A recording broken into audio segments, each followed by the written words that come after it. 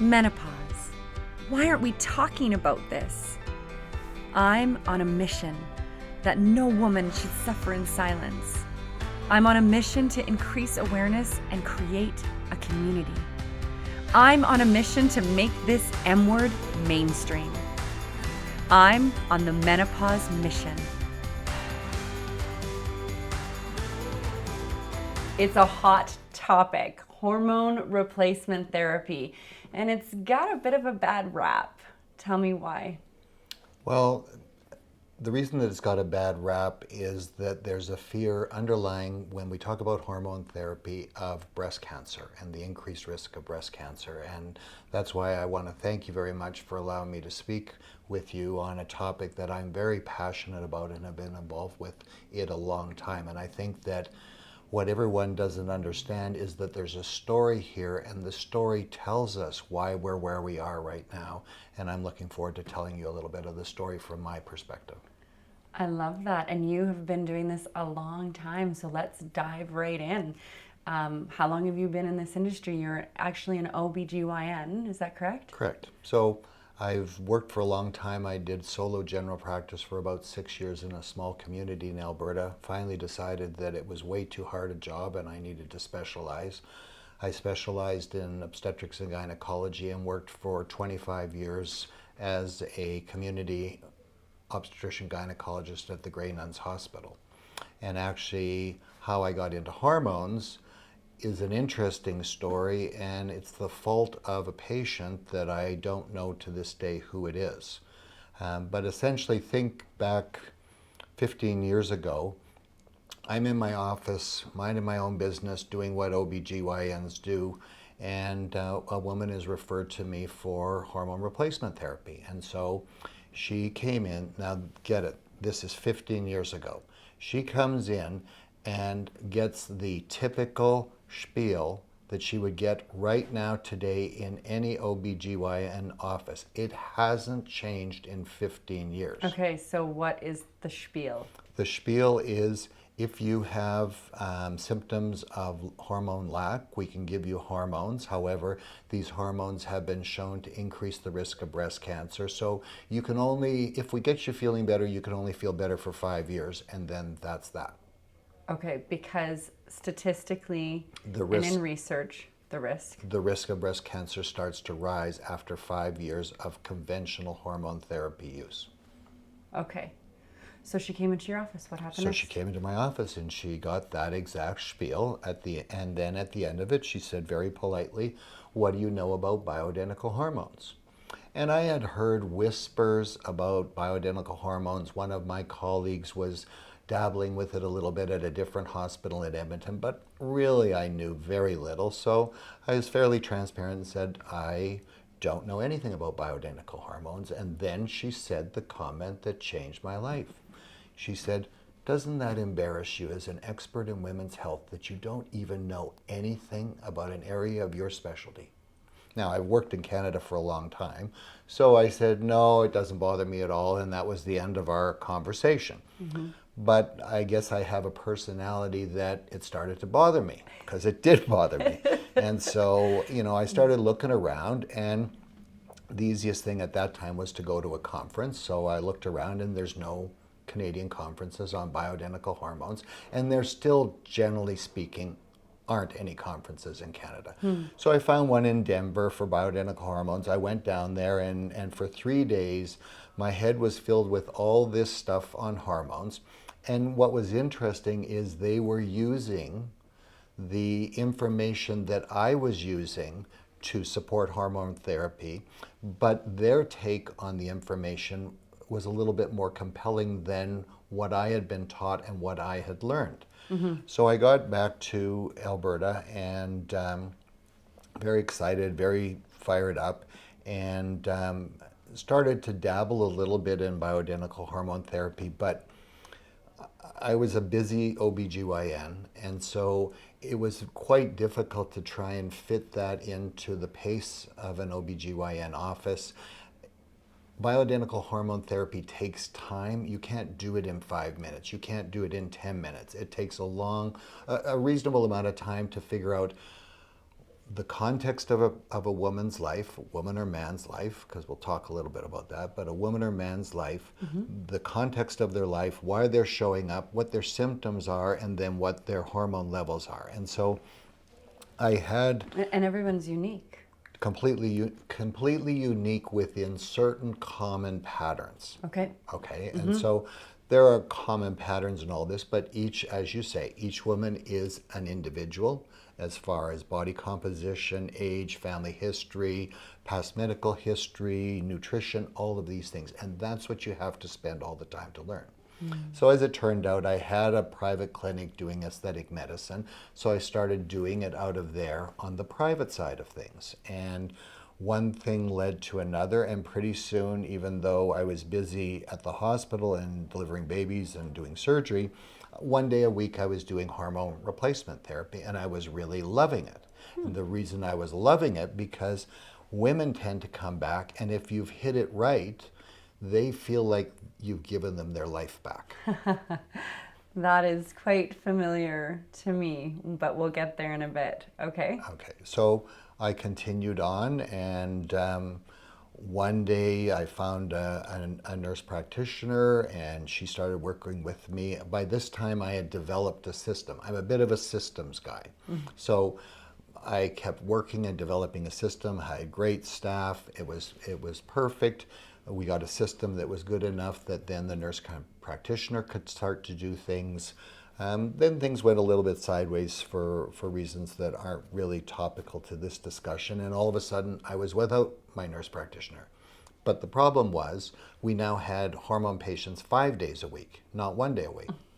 But I only had 1 day a week available. So I developed a new model, and that's the model that we use today, and it works quite well. I think right now I have 3 physicians and at least 3 or 4 nurse practitioners working with me, as well as a lot of what I call hormone specialists. We work entirely on the private side of medicine, delivering what I think is world-class hormone replacement therapy. Okay.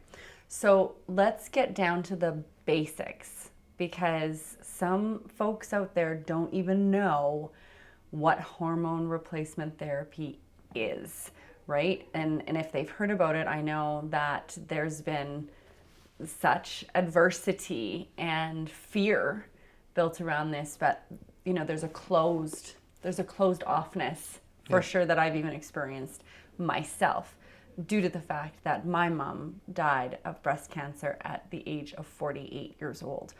So, what is hormone replacement therapy? How does it work? Okay.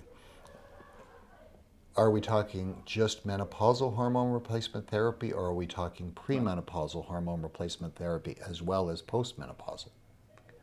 All of it. Okay, perfect. So the common patterns are women are hormonally at their best in their mid-20s. Okay, that's where everything is good, and what you really need to think about is women are a balance of hormones. The main balance of hormones is estrogen and testosterone, and the way I like to think of it is it's like a teeter-totter. If the estrogen progesterone balance is just right, everything's okay. However, every month it goes a little wobbly just before your period.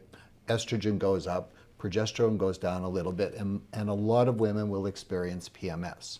And each woman experiences that a little bit differently. But the way I like to think about it is PMS is the behavioral manifestations of an abnormal estrogen progesterone balance in you. Okay, too much estrogen relative to progesterone. But as a woman ages from 25 to 50 or 45, whenever they go through the menopause, those hormones aren't staying the same.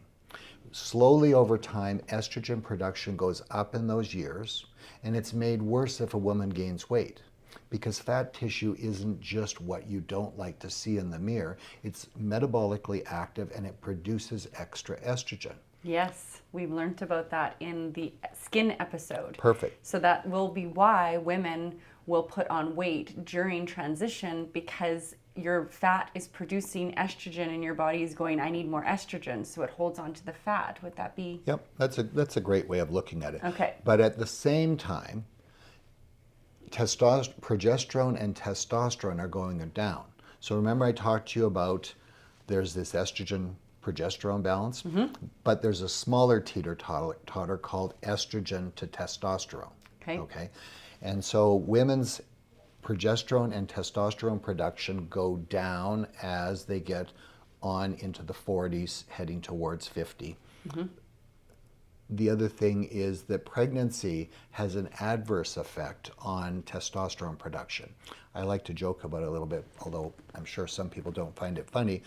Pregnancy is nature's natural contraception because every time a woman has a pregnancy, she has at least a 30% drop in testosterone as a result of the pregnancy that never recovers. Okay. So the more kids you want, the less sex you want. That's right. Yeah, Okay? because That's what with happens. your testosterone going down, Right. as does your sex drive. Right. Okay. And then what happens is we get to the menopause transition where all of a sudden the ovary has run out of eggs that drives this whole cycle. And so then estrogen plummets, progesterone goes down quite a bit, but testosterone stays about the same. So, but what about the storm, the estrogen storm?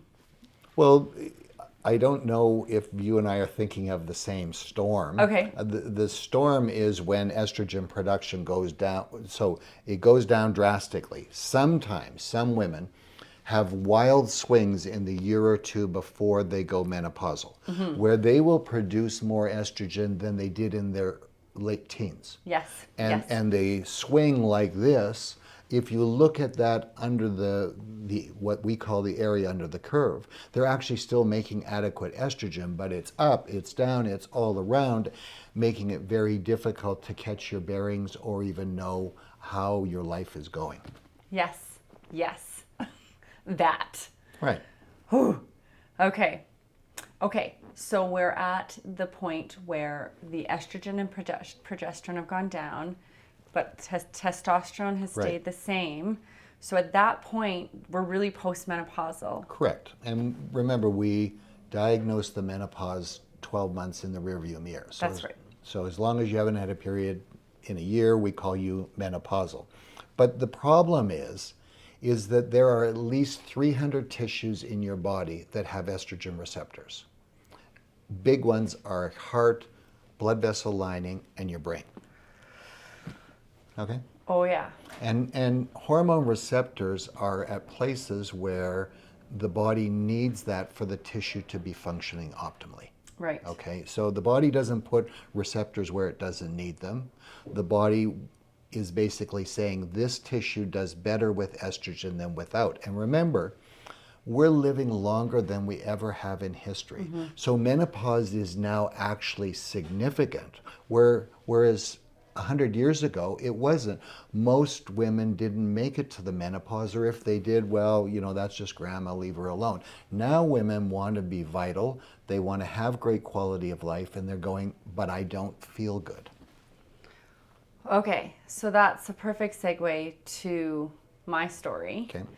Because it was almost 1 year ago exactly that I found myself in bed crying relentlessly. And I mean, of course, there was a lead up to this. There were night sweats, there were hot flashes, there were mood swings, but this was pretty much an ultimate low.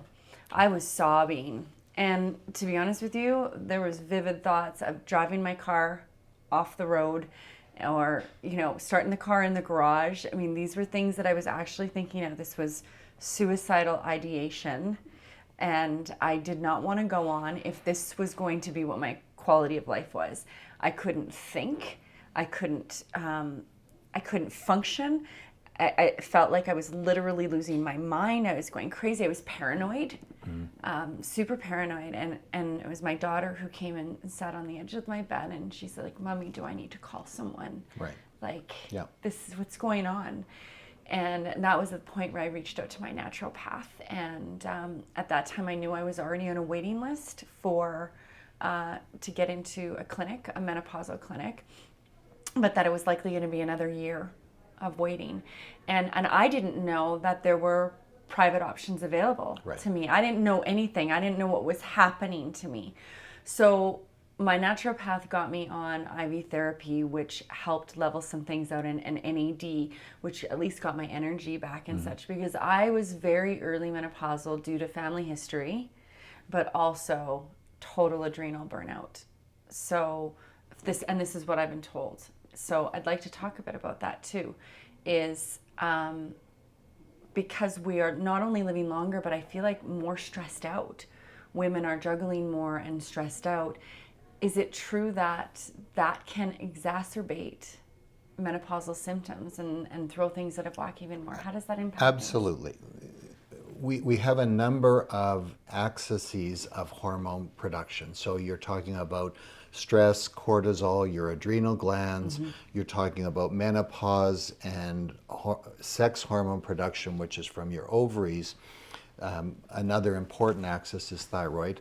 Those three sort of interact together. And then you added in nutrition, IV, other things. We haven't talked about sleep or nutrition. The way I like to think about the body is like a spider web. Everything is connected to everything else. But conventional medicine always thought of things as systems. This system, the heart system, the lung system, the ovarian system. But they're all actually interconnected. So just like with a spider web, if you twink one web, it goes through the whole network. So that's why things are so powerful, and that's why sex hormones are incredibly powerful, because a lot of people don't understand. We talk about receptors and people don't really know what that means. Here's what it means. Estrogen and progesterone and testosterone work at the level of your DNA. You have 20 trillion cells in your body. Let's say 2/3 of them, or 12 trillion, have estrogen receptors. Estrogen works at the level of the DNA in each one of those cells and turns off and turns on certain genes that creates an effect. Okay. So that's what the receptor is. The receptor is actually at the level of your DNA. Okay? If that makes sense. It does. And I love that you talked about how the receptors existing, I mean, for estrogen, you talked about in the heart and in the brain. Yeah. So how does this whole transition impact those things? Well, all of the function goes down. Any tissue that has estrogen receptors, and there's 300, including your skin, including all sorts of things, it starts to be interfered with as far as the optimal function is concerned when that hormone goes away. And the only way to get back to optimal function, in my opinion, is to give the body back what it's missing. I have since started hormone replacement therapy on a very low dose. Yep. And within 1 week, maybe just a little bit more, I felt like I got my life back. I felt like myself again. We're still figuring it out, not quite there, 100%. But I didn't feel like my brain was scrambled to bits, and my emotional, I mean, there's obviously a lot of emotion here because I'm really passionate about this, because I Right. want to share this with women so they understand what the heck is going on, so that their partners understand what the heck is going on, because this is difficult for everyone involved, especially if you're impacted the way I was. Right. Right? But what a difference. What a difference. And I didn't think that I would be a candidate for hormone replacement therapy because of my family history of breast cancer. There we're going into the whole breast cancer connection. And, Yes. and to really understand this, you're right.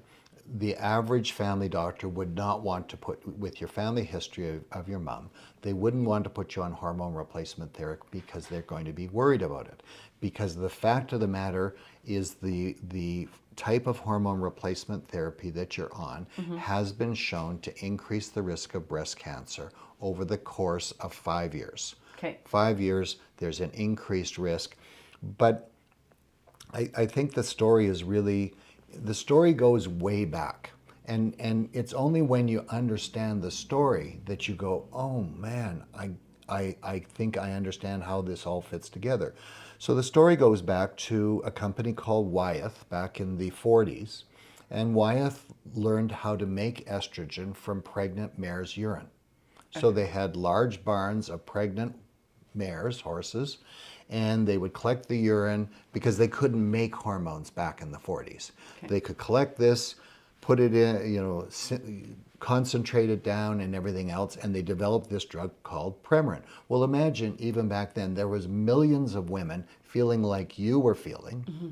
And so they went on Premarin and it was miraculous. All of a sudden they're feeling good, everything's great, except 5 to 10 years later, they started to notice, the physicians at the time started to notice that Premarin on its own estrogen stimulates. Okay, so the body, we talked about that estrogen progesterone balance that changes a little bit, but what it ends up doing is causing a menstrual cycle every month that cleans out the lining of the uterus and prevents the development of cancer. If you're menopausal and you go on any estrogen alone, what happens is the lining just slowly and gradually builds up, keeps building up, and eventually a significant proportion of these women that had a uterus on Premarin alone got uterine cancer. Okay. So they went, oh wait, we can't do that. We've got to find something else. And so they went back to the body and said, well, look, women don't get cancer if they have progesterone for about 12 days of the month. So right. they put them on a medication at that time called Provera. And at that time, the whole thing was women would take Provera or Premarin every day for 25 days, Provera for the last 12 days of those 25 days. Okay. Then they'd stop and they'd get a period. Okay. And they felt better. And they didn't get uterine cancer, but there's one problem. Can you think of what it is? They were getting their period. Right. How many postmenopausal women want to get their period? Oh, honey, you can feel better, but you're going to feel better having your periods into your 60s, your 70s, your 80s. Does that sound very appealing to most of you? No, Probably not. Right. So that's where Wyeth came through with the breakthrough. And the breakthrough was they put the two together and called it PremPro. So a little bit of Premarin, a little bit of Provera, putting it together and taking it every day all the time. They felt great. They didn't get uterine cancer. It seemed perfect, okay? But it wasn't. Dun, dun, dun. So the executives of Wyeth at the time got really excited because what's the market population? What's the target population for their PremPro? It's half of the entire population over the age of 50. It's huge. So they decided to do a study to show that this reduced the risk of heart disease, made women feel better, and they wanted to make sure that they weren't creating breast cancer. Right. So they came up with something called the Women's Health Initiative. The FDA was a big sponsor of it down in the States. They put more than 100,000 women on PremPro or a placebo. And one group that had a hysterectomy, they just went on Premarin alone. Right.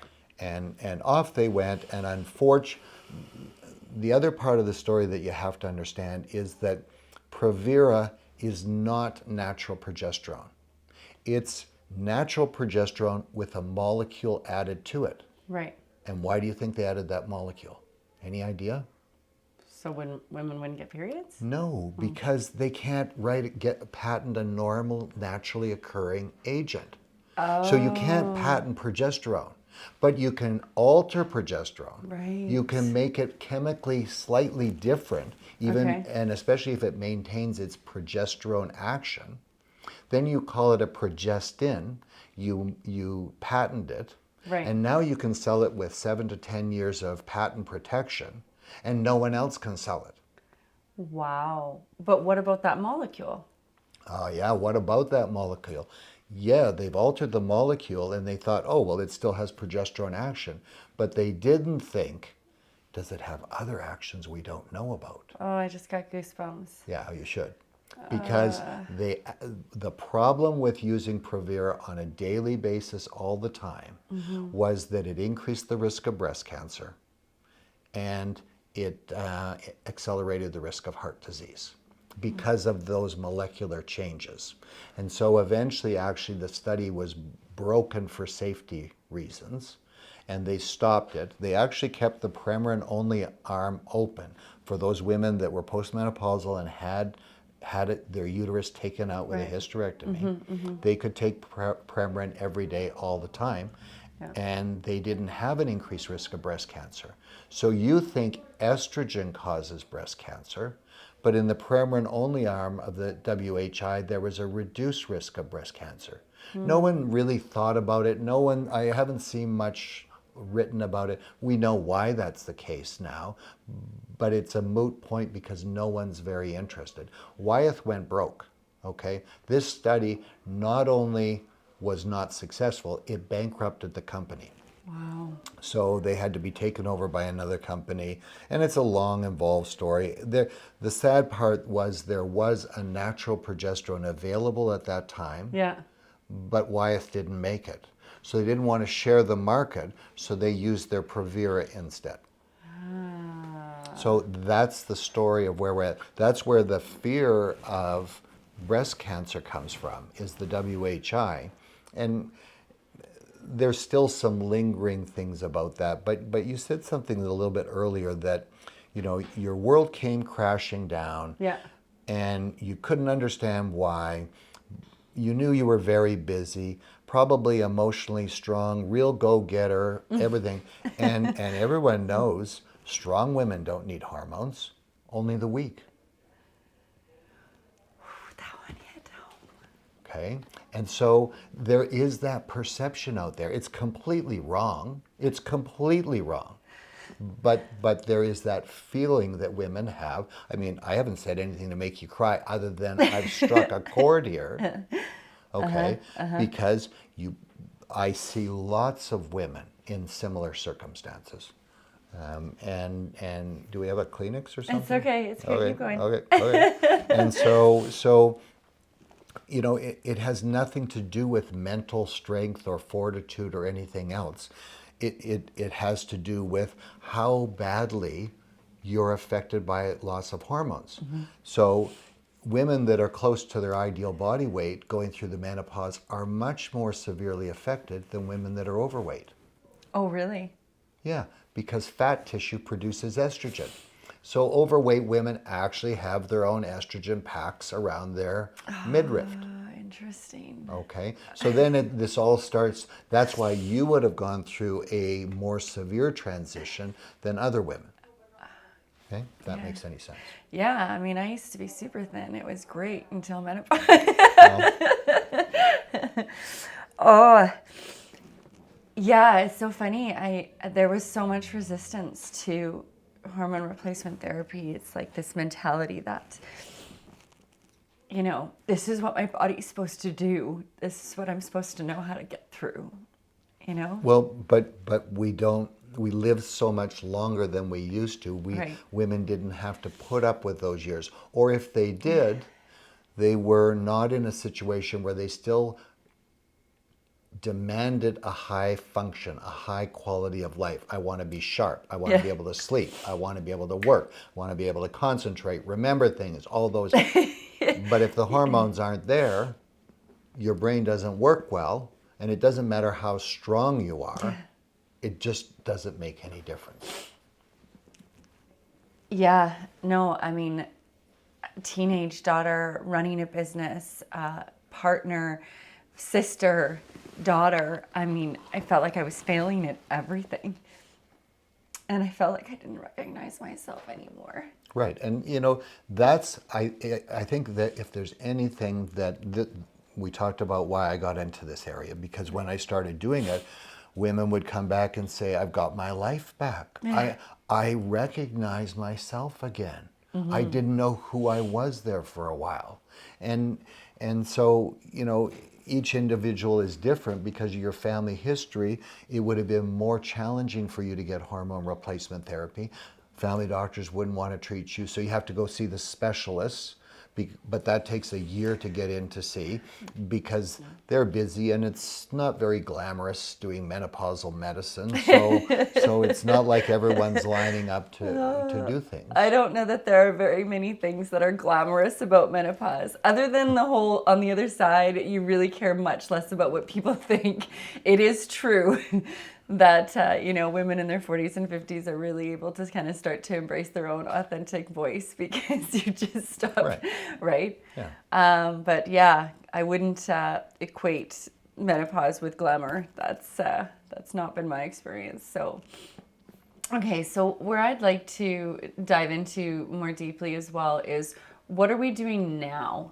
So I was able to get into the clinic. Yep. I was on a waiting list for about a year and a half. Yep. I sought all different kinds of modalities to help me through that time, which have been absolutely amazing and phenomenal. But there was nothing like when I went on hormones and things. Because about a week. your sex hormones are the real thing. Right. Okay, that's just it. Yeah. You've lived with them for the last 35 years. Right. You got used to them. Then all of a sudden they go away. Yeah. And yes, nutrition, stress management, IV therapy, all those things can make a difference. Mm-hmm.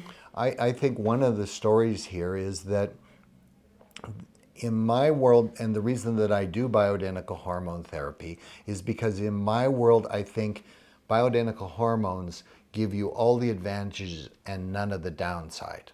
Okay? Mm-hmm. So remember I talked to you a little bit about Premarin and how in the estrogen-only arm it didn't increase the risk of breast cancer. And all your viewers can look up the WHI and then the data's there. Right. Premarin alone, 23% decrease in the risk of breast cancer, completely against what everyone's saying right now, mm-hmm. but it's there in thousands of women. So why? Well, I told you about how Premarin was made from pregnant mare's urine. It turns out, for the most part, it was a really weak estrogen. Right. So they put in a little bit of powerful estrogen to make these women feel better. Mm-hmm. But it turned out that very weak estrogen got in the way of the powerful estrogen and turned out to protect the breasts against the powerful estrogen. No way. Yeah. But, Premarin is now out of favor.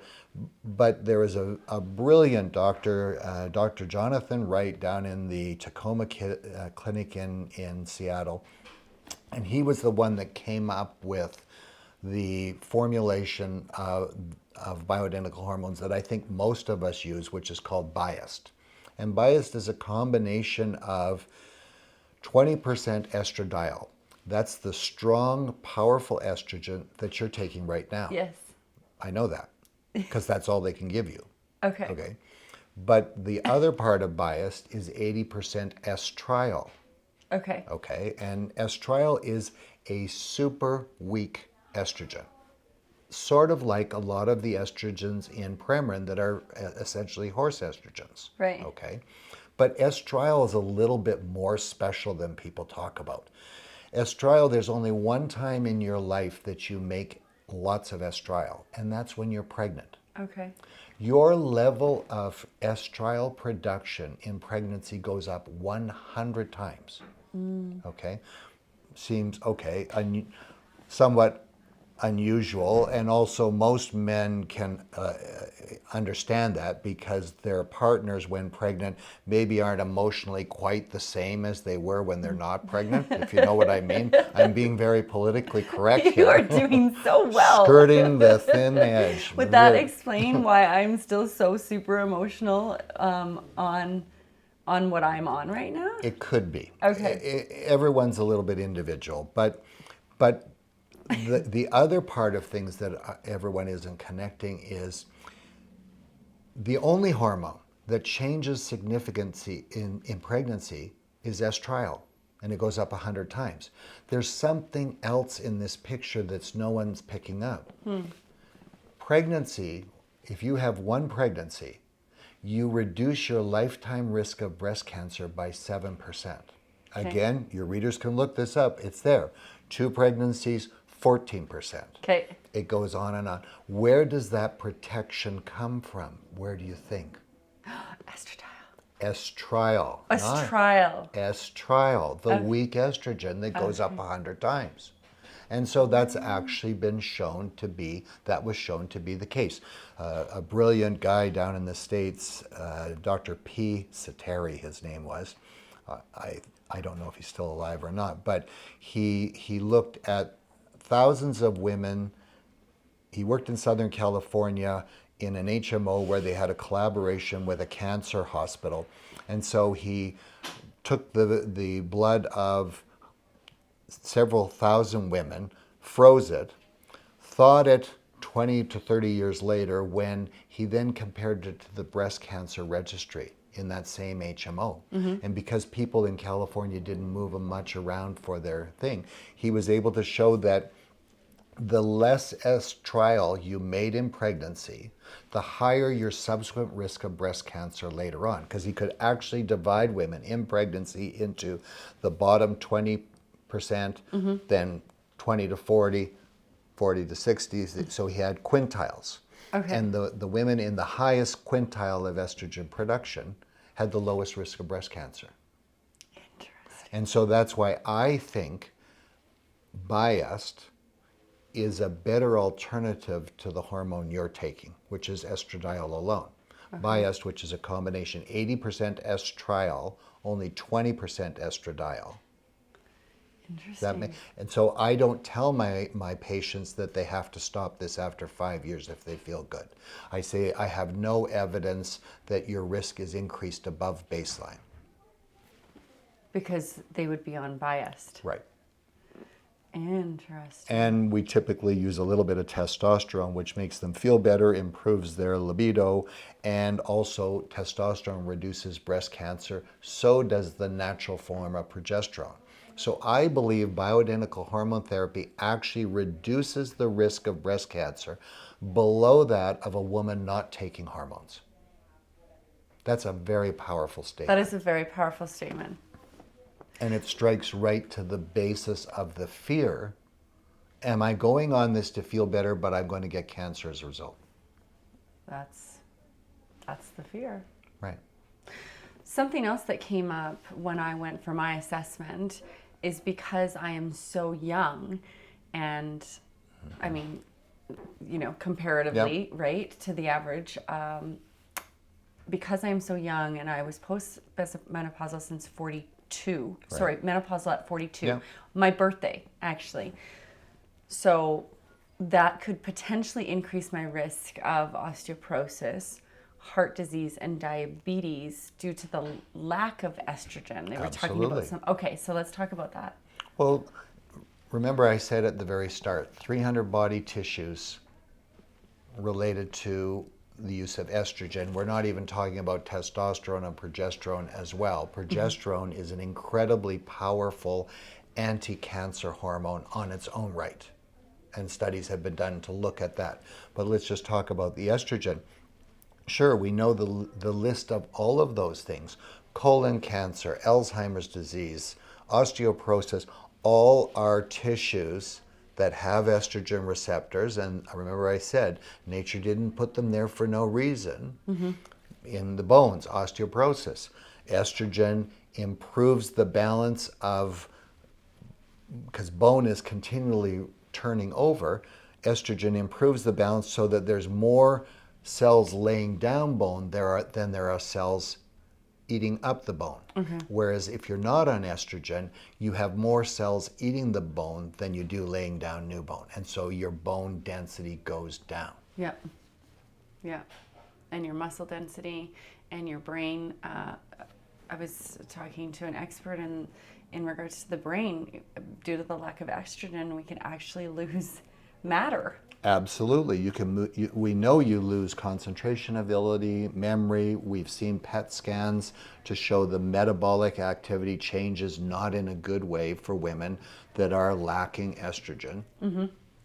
And again, you spoke earlier about the incredible variation and how each woman is unique. Well, they are. By the time you put together their nutrition, body composition, family history, habits, everything else, you have an unlimited number of people, but common themes are common, right? So common theme up to the age of menopause is estrogen dominance, weight gain, fibroids, heavy bleeding. So right now, no companies are really interested in hormone replacement therapy, because the one that did it and changed the molecule went broke.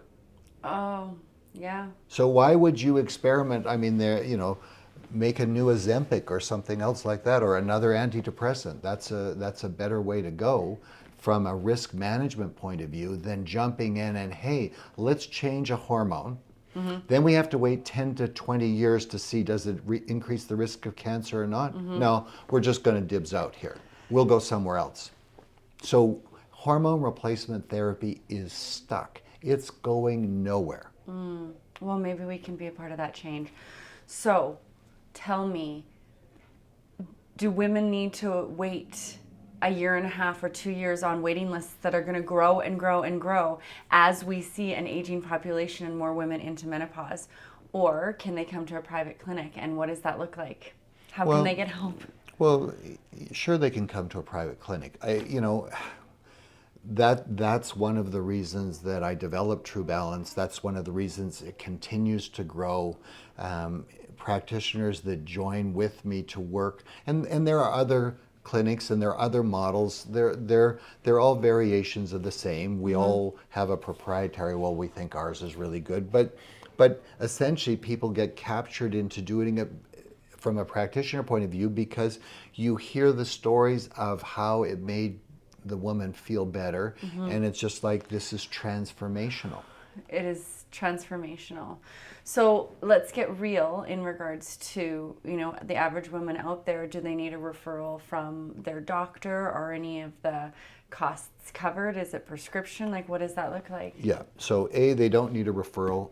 Because it's private medicine, they can refer themselves. And in fact, lots of our clients are on the basis of word of mouth. We really don't advertise at all. It's basically, Sally comes in, goes on the program, feels better. Sally talks to 4 of her friends. They come in. The intake is, you don't need a referral. You phone and make an appointment. We do an exhaustive set of blood tests to start. Because number one, I always go, it's what I don't know that's going to hurt me, not what I do know. Number 2, I want to know where you're starting, because not all hot flashes are from estrogen deprivation. There are other reasons for hot flashes, like adrenal burnout or thyroid issues, or just other things that we don't really understand that well. Okay. But you get the blood panel. Once the results are back, you come in for an appointment, either in person or nowadays so often it's virtual. And what ends up happening is you spend at least 45 minutes with what I call a hormone specialist, which is someone that's been trained on my program to be able to take a history, to get the context, to find out where you are in these rather common patterns, but where you are individually in that. Right? And then come up with a treatment plan, and then that is reviewed by a physician or nurse practitioner to go, yes, I like this, no, I want to do this. We then generally do follow-up blood tests in about 8 weeks, but only a couple things that we're interested in, because I don't care about the other stuff. I've already ruled all of that out. Right. But what I like about bioidentical hormone therapy, and what you aren't having right now, is I know my patients' estrogen levels on therapy. Okay? Yeah. Whereas you're just, here you go. Try it. Try it. Low dose. If you don't have any symptoms, but you're not quite right, we'll give you a little bit more. We won't measure. Right. Because we don't actually understand how to measure. That form of hormone replacement therapy was never based on blood levels. Right. But bioidentical hormone, because of the doctor down in Seattle, Jonathan Wright, he brought that all along. It's, well, aren't we mostly interested in you?